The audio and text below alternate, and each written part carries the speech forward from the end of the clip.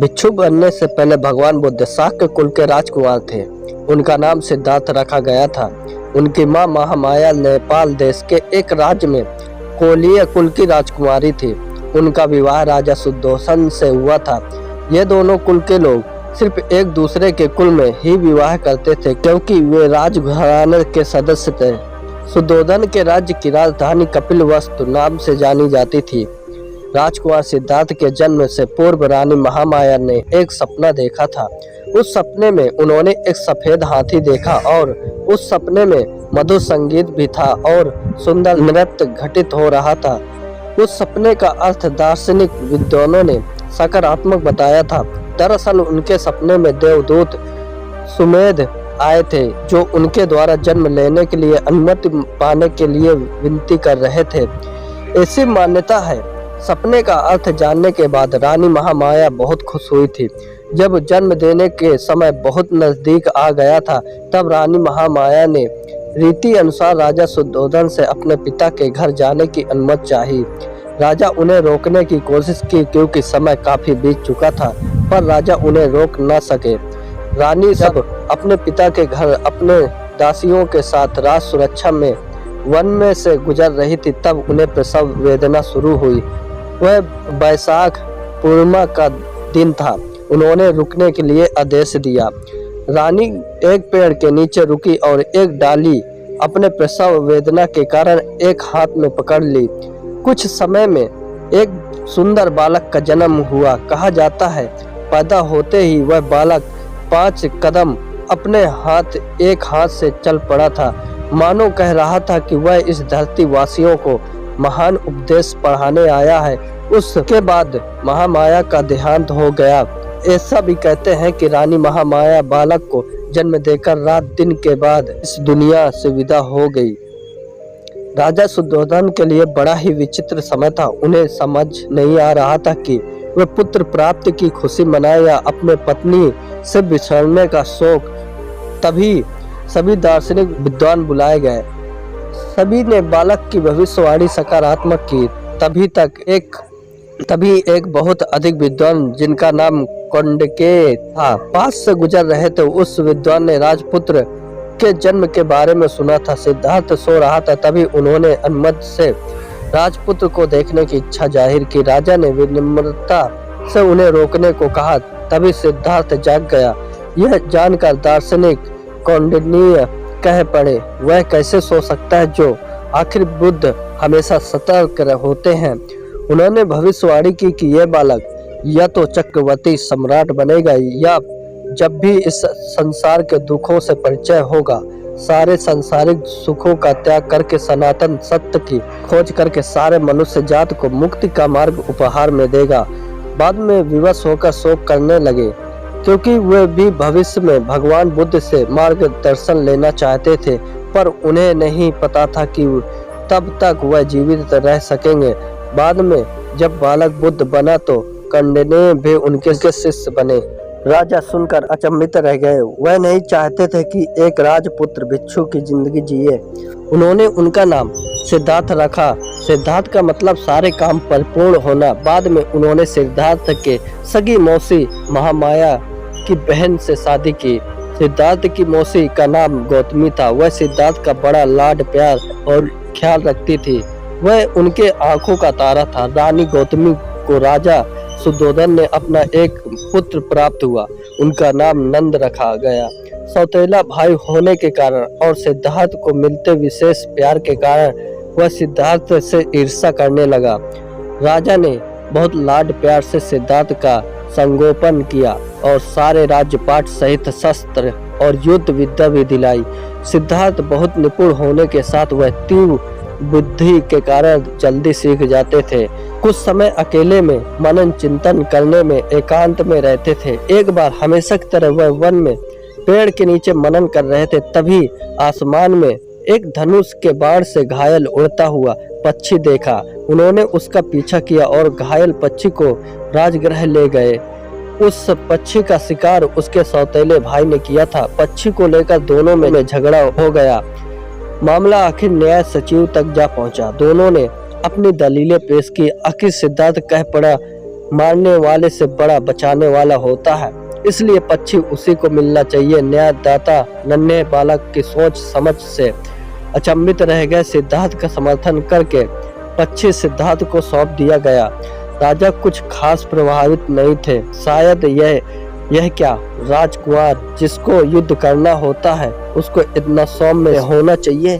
सिद्धार्थ ने पक्षी की खूब सेवा और इलाज कराया। कुछ ही दिनों में पक्षी स्वस्थ होकर उड़ गया। युवा अवस्था में वह और भी ज्यादा प्रभावशाली व्यक्तित्व का सुंदर राजकुमार होने से सब लोगों का चाहता बन गया।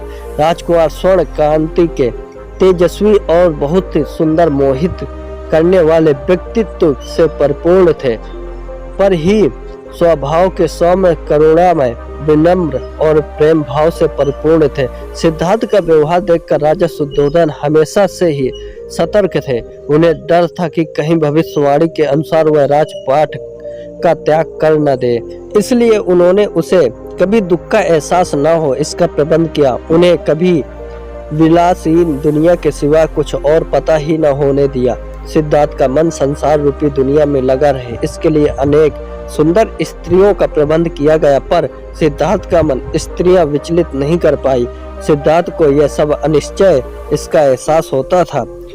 जब सिद्धार्थ 16 वर्ष के हुए तब उन्हें उनके पिता ने शादी करने को कहा। एक दिन नेपाल के एक राज्य के कोलीय वंश की राजकुमारी यशोधरा का स्वयंवर घोषित हुआ। राजा ने तुरंत सिद्धार्थ को स्वयंवर में भाग लेने को कहा। स्वयंवर में कई सारे अलग अलग राज्य के राजकुमार शामिल हुए। सबसे अलग अलग प्रतियोगिता जैसे कुश्ती धनुर्विद्या की चुनौतियों में भाग लिया।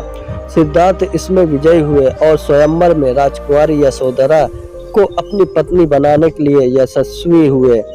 सिद्धार्थ यशोधरा को पहले से जानते थे। उन्होंने उसे कुछ व्यवहार के मुलाकात के दौरान देखा था। वह उनसे तब से ही पसंद करते थे। दोनों शादी के बाद खुशी से प्रेम पूर्वक रह रहे थे। कुछ समय बाद यशोधरा गर्भवती बनी। राजकुमार को सामान्य जीवन से हमेशा से ही दूर रखा जाता था। एक दिन उन्होंने राजगृह की बाहरी बगीचे के दरवाजा खुला पाया। एकाएक कुतूहलता जाग उठी। उन्होंने अपने प्रिय सेवक चन्ना को उसे अपने रथ से में बाहर जाने की आज्ञा दी, पर उनको बाहर जाने के लिए पहले ही मना किया गया था। इसलिए चन्ना ने बात को टाल देने का भरपूर प्रयास किया, लेकिन विवश होकर रथ में सिद्धार्थ को बाहर लाना ही पड़ा। पहली बार सिद्धार्थ बाहरी दुनिया में नजर घुमा घुमा कर देख रहे थे। कुछ देर बाद जब रथ नगर के बाहर आने लगा, उनका अनेक गरीब भिखारी दिख पड़े। कुछ वृद्ध रोगी मरने के आखिरी कगार पर थे। उनको एकाएक सदमा लग गया, क्योंकि उसने राजविलास की सिवा जीवन में कुछ और अनुभव नहीं किया था। वह एक के बाद एक प्रश्न अपने साथी से पूछने लगा कि ये कौन लोग हैं और ऐसे कैसे हो गए। तब सेवक ने कहा, ये गरीब लोग और रोगग्रस्त हैं। यह आम बात है, हम सब एक न एक दिन वृद्ध होना ही पड़ेगा और मरना भी पड़ेगा। सिद्धार्थ यकीन नहीं कर पाया और चिंता में खो गया कि क्या वह भी एक दिन वृद्ध होकर रोगी और शरीर में से वृद्ध हो जाएगा। राह में गुजरते वक्त उनको समाचार मिला कि उनको पुत्र की प्राप्ति हुई है। वह और चिंतित हो पड़ा और सोचने लगा कि जीवन में एक बेड़ी, और उसने पुत्र का नाम राहुल रखने का आदेश दिया। बाद में उसने भगवे कपड़े पहनकर एक सन्यासी को जाता देखा, जिसके चेहरे पर अनोखी चमक थी। सिद्धार्थ ने पूछने पर सेवक ने जवाब दिया कि वह एक सन्यासी है जो अपने सांसारिक जीवन को त्याग कर तप करते हैं। सिद्धार्थ बहुत व्यापित हो गया था। वापस राजगृह आने पर उनका मन नहीं लग रहा था। एक के बाद एक प्रश्न बेचैनी और भी बढ़ा रहे थे। उसने यह बात अपनी पत्नी यशोधरा से भी कही, पर उसने कहा कि वह ये जानती है, यह एक आम बात है। हर मनुष्य रोग से ग्रस्त होता है, वृद्ध भी होता है, मरना अटल है। इधर राजा शुद्धोधन उसे राजपाट सौंप कर राज्य का नेतृत्व सौंपने की तैयारी कर रहे थे। एक दिन सिद्धार्थ फैसला कर लेते हैं कि वह भी सत्य की खोज करने गृह त्याग करेंगे। सिद्धार्थ को इस फैसले से राज्य में कोई भी खुश नहीं होता, क्योंकि सभी लोगों को सिद्धार्थ बहुत अधिक प्रिय था। सभी लोग सिद्धार्थ को मनाने की बहुत कोशिश करते हैं, लेकिन सिद्धार्थ अपना फैसला नहीं बदलते हैं। चन्ना और राजकुमार सिद्धार्थ बचपन से ही अच्छे मित्र थे। समय बीतता जा रहा था, नदी पास आ गई जहाँ राज्य की सीमा भी होती थी। तब राजकुमार सिद्धार्थ ने रुकने को कहा। उतरकर उन्होंने दोनों को वापस जाने को कहा। चन्ना समझ ही नहीं पाया, पर बाद में मान गया। उसका प्रिय अश्वकंठका भी व्याकुल होकर सिद्धार्थ को रोकने के लिए मनाने की कोशिश करने लगा, पर वह नहीं माने। आखिरकार चन्ना अश्व को वापस राजगृह ले गए। तब सिद्धार्थ 21 वर्ष के थे। इस फैसले से उनकी पत्नी के साथ भाई बहुत नाराज और क्रोधित होते हैं। जब उनको पता चलता है कि सिद्धार्थ ने सन्यासी जीवन अपना लिया है और पत्नी को राजमहल में ही उनके बिना जीवन बिताना पड़ेगा, वे भाई इसका जोरदार तरीके से विरोध भी दर्शाते हैं। आपको वीडियो कैसा लगा मुझे कमेंट में ज़रूर बताएं। अगर चैनल पे नए हैं तो चैनल को सब्सक्राइब जरूर करें। धन्यवाद। मिलते हैं अगली कहानी पे।